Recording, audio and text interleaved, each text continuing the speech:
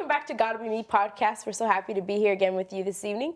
We're your hosts. My name is Sophia Benyon. This is my cousin Peyton Benyon, who no longer wants to say, welcome back to our channel, like, comment, subscribe, thank you very much. Whatever the thing is, she always says. So boring. And also, I would no longer like to be referred to as the cousin. I have a name. You're just too offended about that. I'm going to say it, okay? Welcome back to our channel, everybody. If you're new here, don't forget to like, comment, and subscribe. It helps us out a lot, and we appreciate it. Thank you. Now you said it 2 times. Good. Anyway, we are so happy to have Sister Elizabeth Opal with us on our podcast. I always say it. Okay, well, podcast again today. We're so happy about that. We talked about feminism with her last time, and I feel like we dealt with more of the history of feminism. And today we would like to get into more, we talked about modern feminism too last time, right? But I would like to talk about it more and kind of, I don't know, just talk about it more. I don't have like an exact direction we want to go with it, but whatever's on your heart, you're the star. All right. So one of our first questions was, we noticed that one of the things that have been getting really popular, or one of the avenues of social media that has been getting really popular, is something called OnlyFans. We've heard it at least referred to a lot. Can you talk about like a little bit about what that is and what effect you kind of feel like it has on women? So to the best of my knowledge, I think OnlyFans is a subscription-based platform where women can put out pictures of themselves that tend to be of a sexual nature, especially pornography, and then people can subscribe and pay for those services that are given over the social media platform. I think what is so sad about that is that it makes women an object, and an object only. So now they're using their body for a business to please a person that is making no commitment to them, Right. except in a dollar bill format. But don't you think these women would say, well, I can, it's my own personal choice, and if I want to do it like that, if that's my way of making money, if that's how I figured out how to survive, or, I can do that. And I feel like some women might even feel like it's fine. They never meet the person. It's not like they're actually, engaging in sexual activity with them. So, what would you say to that? Well, I think that anytime you're talking about any form of sex work, whether that's the actual act of prostitution or something that's pornographic like this, it's kind of complicated, because in some ways, some women feel like they're forced to do prostitution in order to make a living for their families. I've been to a lot of third world countries, and I've actually seen women who weren't trying to be bad or weren't trying to just be loose, but it was either use my body or my babies are not going to be able to eat. So I think it's very complicated. I don't know if you can just give a clear answer. That makes sense. To everybody's particular situation and why they're doing it. Right. However, what I feel is sad is that we have not, as a people, provided a community where a woman would not feel the necessity to sell herself to make money. Okay. So that would be the first thing I'd have to say, because I'm sure there may be somebody that may view this and has found themselves in a situation like that, and they needed the money and they did it for that reason, not any other reason. And I think in that case, that's on us, that we haven't provided a community where they didn't have to do that. Right. When it comes to somebody feeling like it's just their body and they can do what they want, I think that in a very real way, we can do what we want with our bodies, but we still do have a moral obligation when it affects others. And I don't think anyone could honestly say that throwing their body out on a platform to be sold is affecting no one. Right. Right? Of course not, right? So they're actually putting it out there to affect someone. And I think there's so many directions you could go from here with this subject. But just, first of all, I think the woman is majorly objectified, and I think the only reason women are doing that these days, just for the pleasure of it, is because their minds have been so warped in what womanhood is. Okay, I was going to ask you about that. And Like what the whole they mentality the of this whole era. mentality is messed up. And there's also this thing, I don't know if you've looked into it all, you might have, it's called like hoe culture, where people just kind of glorify being hoes and they say, well, it's great, it's good. What was the moral obligation anyways? Let's throw that out the window, you know? Right. And so that's just like a total readjustment of moral everything. I think that we could, if we look down the trajectory of women's lib, which we talked about before, that it actually started out with good purposes, but it actually got saddled, and it got saddled by men, which is very interesting. Men began to pay into it, and they actually promoted the message of the woman's lib. And it changed from just being women want a right to vote, women want property, to women should be able to show their body and expose themselves. But it actually without the culture, the modern day culture, a woman does not naturally want to get behind a camera naked and show their body to the world. That's actually not a natural instinct of a woman. So why do you think the women say that makes them feel empowered? I think it makes them feel empowered because society has pointed that out as the power of a woman. Okay. So this is complicated because in a certain way our sexuality is our power. In the right context and in a committed relationship, there's a lot of power with a woman's sexuality. But what has happened is that Hollywood has made all these movies, and there's been pressure from all angles, even in the schools now, young on, pushing that if you want to be worth something, you have to do that through the sexuality of your body. The very thing they say they're not pushing, they're pushing. They're actually pushing. Right. It's kind of crazy. What do you think people, like for example, your daughter's generation, your daughters are like 10 years younger than me. What do you think their generation is going to grow up thinking? Like, what do you think social media, what kind of effect is it going to have on them? Yeah, that's a good point, and obviously a question we should be thinking about is that society is normalizing things that are just not normal. And that would be my fear for my daughters. Actually, I don't let them have a lot of access to social media for that exact reason, because I feel like, okay, you're 13, you're 12, you're 9. I don't want this warped idea in society to form your ideas of what a real woman is. And that's what it's doing, right? That's exactly what it's doing. The constant viewing of that is actually shaping They're actually minds. shoving it in our face. It's true. And it's everywhere. Even the women that are participating, let's say on the OnlyFans platform, most of them, if not all of them, have also had this agenda shoved in their face.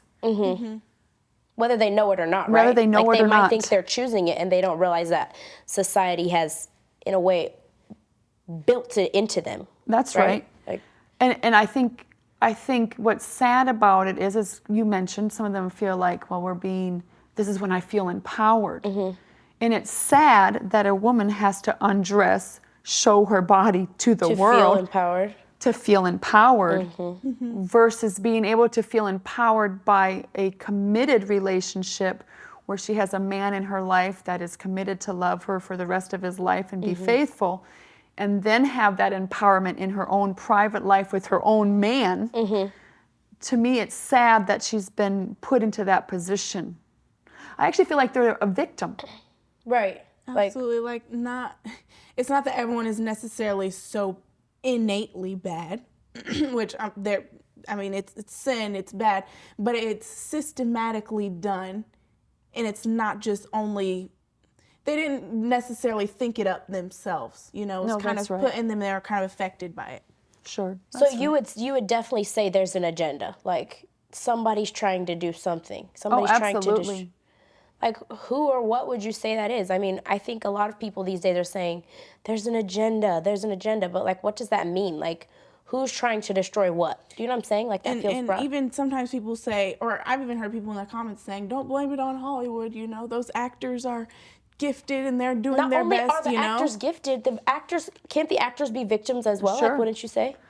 I think that for sure a lot of the actors are victims. Actually, I think that there is obviously people that hold the money and hold the power, who are creating the school curriculum, for example, that are managing the billboards, that are creating, that are allowing things or other things not allowed on their social media platforms.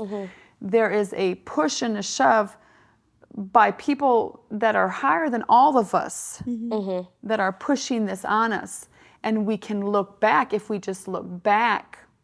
So it's sometimes hard to look forward, but we have the opportunity to look back and see where we've come from. Into prophecy. And if there is not some kind of agenda behind what's happened, then how did we get here? Right. Why would it have? Well, and to us, it's degenerated if we look back. But I think a lot of people, do you think maybe don't even look back? Like they just accept, like, this is just how we live now. This is just what we do. This is how, like, I feel like most girls my age, you know, or a lot of girls my age, maybe I shouldn't say most, I don't want to speak for everybody, but I feel like a lot of girls my age get up in the morning and put on the clothes they put on.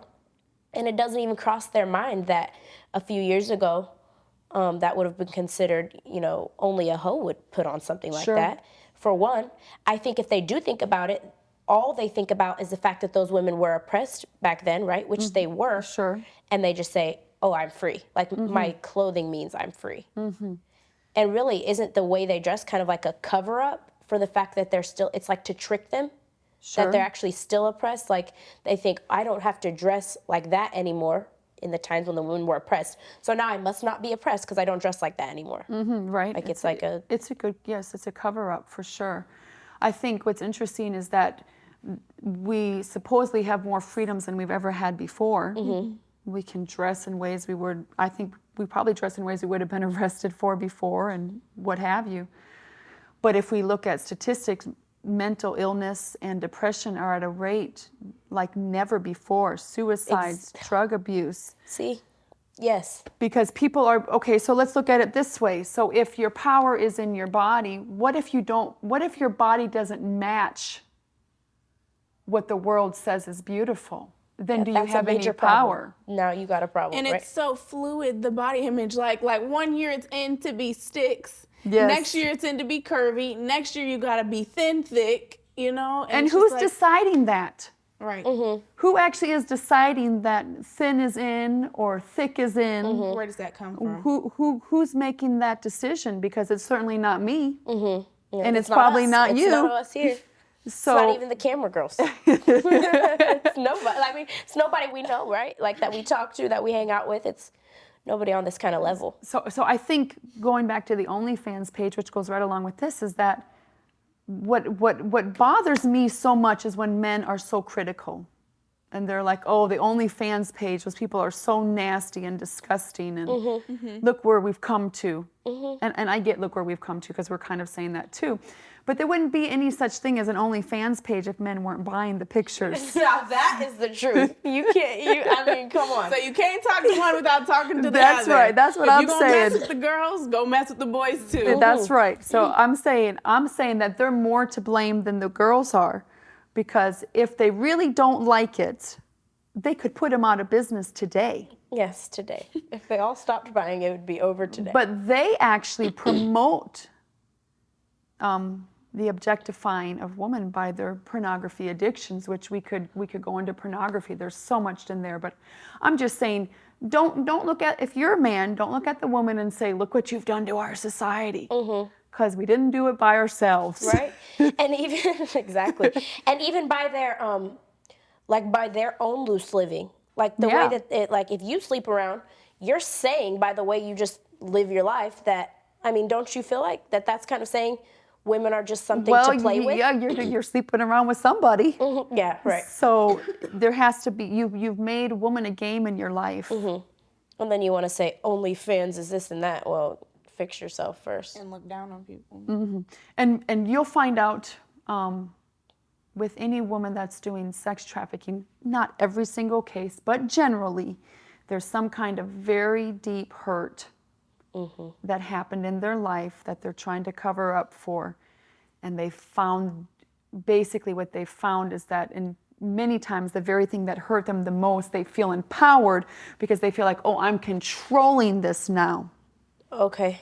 You Yeah, know, that maybe makes they sense. were molested or raped and they couldn't have control over their body during that time. So now now they can take the pictures and they're the boss and that make them feel empowered, when really that empowerment is a cover up for a huge traumatic situation that happened in their lives. It's heartbreaking for real. I remember I watched the movie with my mom, Pretty Woman. And the girls were talking to themselves and they're like, yo, we should get a pimp. We should get a pimp. It would be so much easier if we had a pimp. And then they're like, no, we're not going to do it. We say when, we say who, we say how much. And they just got together and they put their heads down and said, no, we're going to do this by ourselves. So they felt like, no, we got this together. We can prostitute our own selves, you know, just along with what you're saying, like feeling empowered because they can do it. That they have the control over it. But they actually have no control because they're actually selling themselves. They're still selling themselves to someone else who actually gains the control. And maybe Right. it does something psychologically for you, like you feel like I did this for myself or I did this by myself, you know, and it kind of helps cover up the pain of maybe just doing it. No, I believe that. So I'm actually, while I believe OnlyFans page is a terrible thing, and of course I would never want my children to see that or participate in that, or of course, or myself, or my sons, or whatever, I actually feel sorry for the girls that are on that page and doing those things, because there's got to be a story behind what happened. And then, you know, in our generation, it's funny, we have like the flip the other way. We have like this like, I mean, it's not, I wouldn't say it's huge, but we have like these little trad wife movements that people, like, we're not new. We're not the first people that have noticed, what's happening to our society. I feel like there's a big group of people that are like, this is not okay, and are like, well, I'm gonna be a trad wife. I'm gonna be a traditional housewife. I'm gonna stay home while my man has a job or whatever.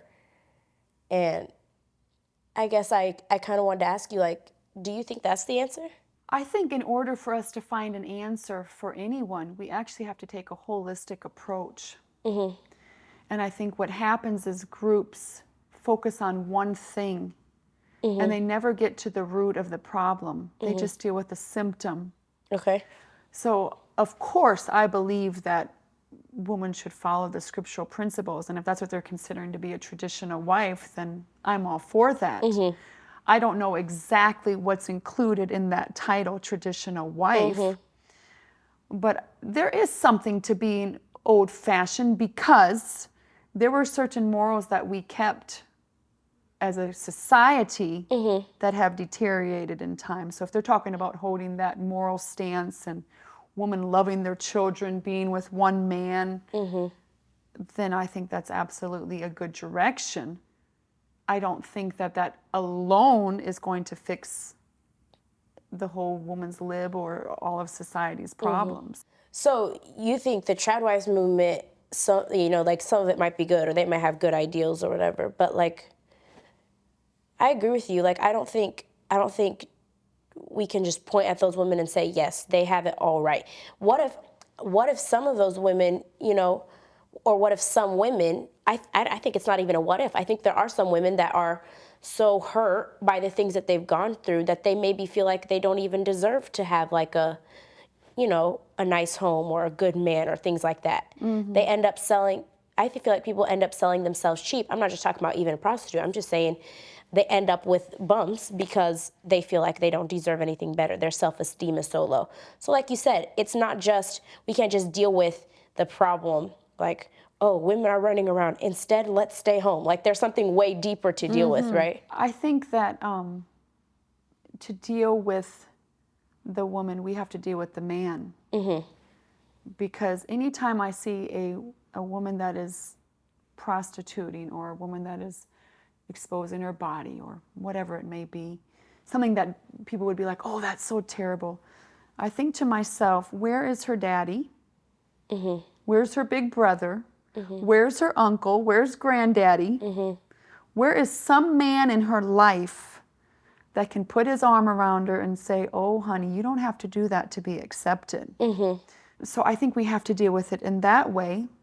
I also think when you deal with traditional wives or whatever they're calling themselves, you have to consider the man again.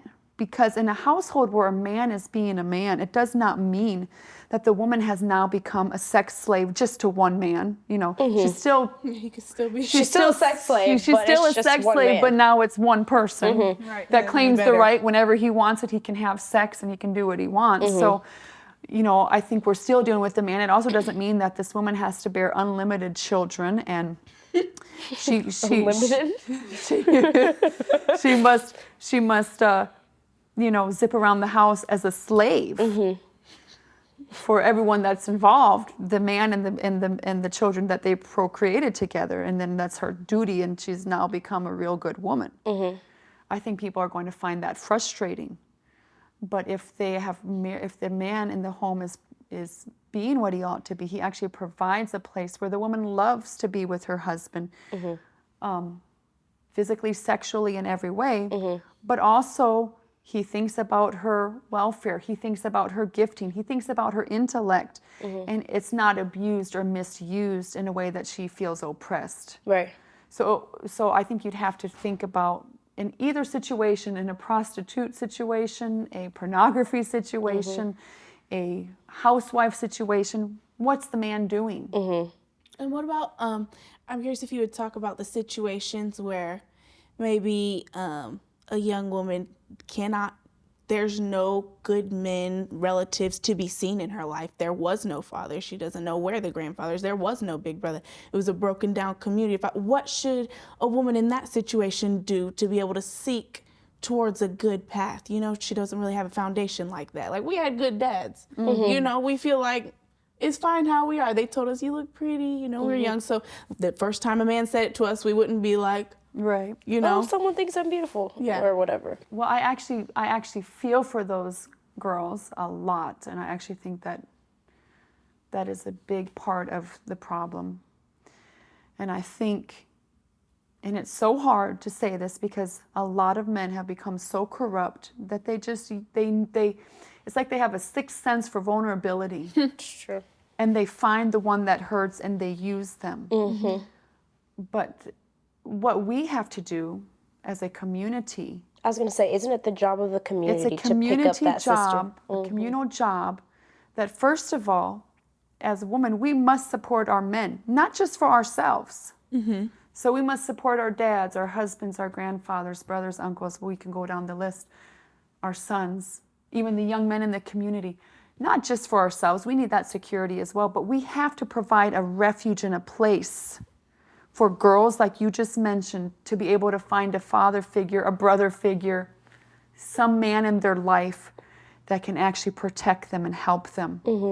And in most places, we don't have that right now, and that's why girls get into so much trouble, is they don't have somewhere to run and say, oh, I can rest here. This man loves me. He's not going to abuse me. He doesn't want me for sex. He just legitimately loves me. Maybe this is a bit of a tangent. I don't know. But what did you say? I'm so curious. To the women that feel like, I don't need a man to protect me. I don't want a man. I don't care. I can do it by myself. I got this. I'm strong. What would you say to that? Well, I'm a very strong-headed woman myself. All right. Tell them how many brothers you have. I have 5 brothers.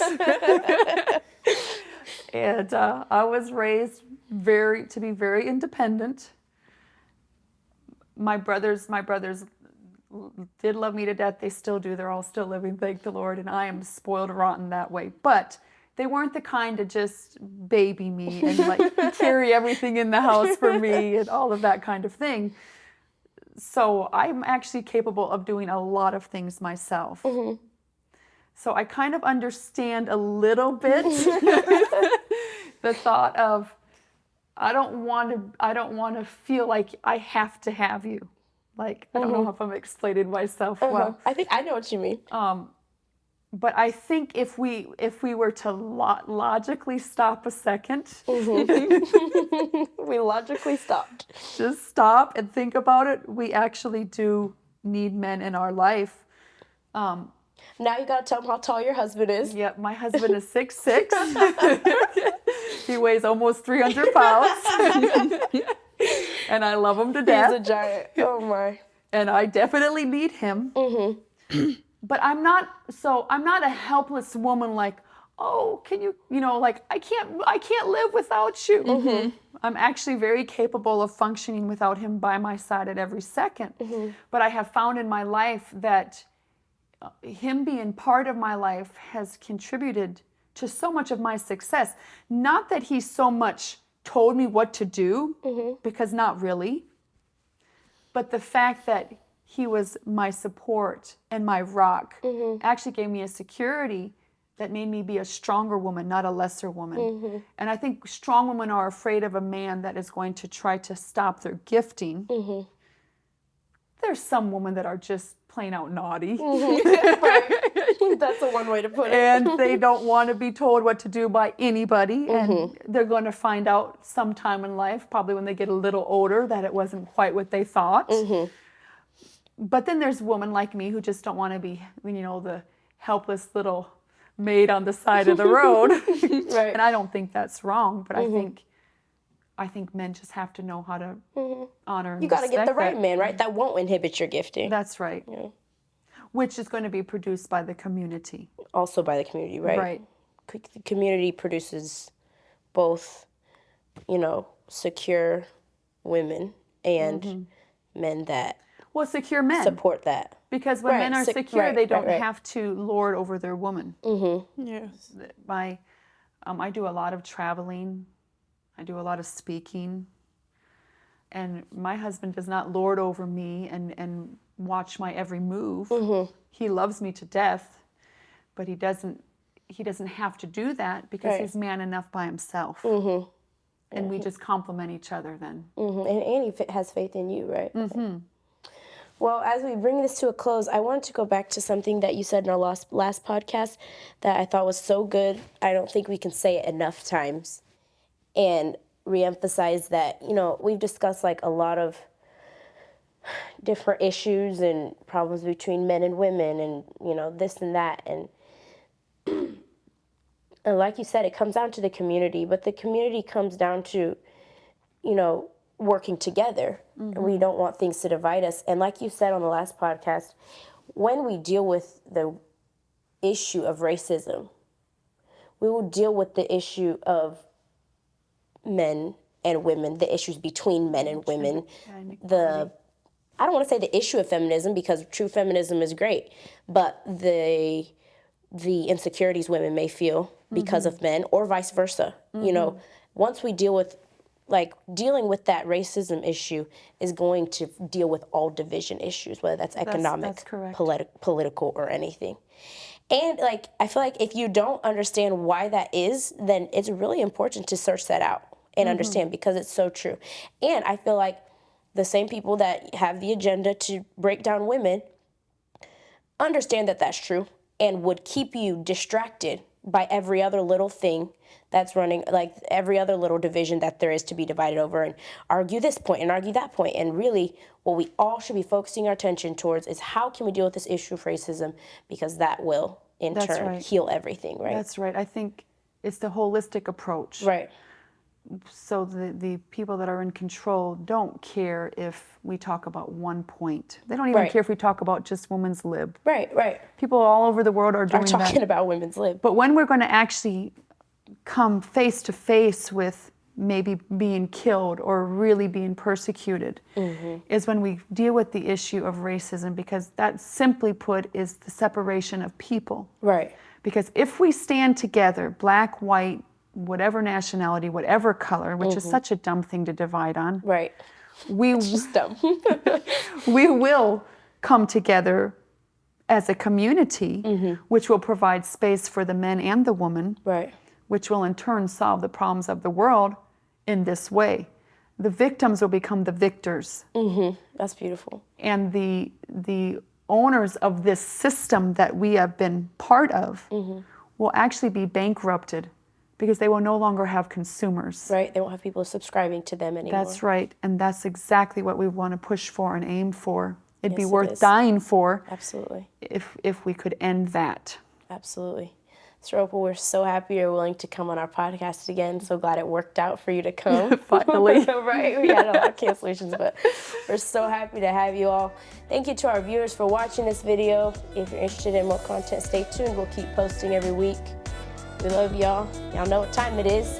Peace, love, and hair grease.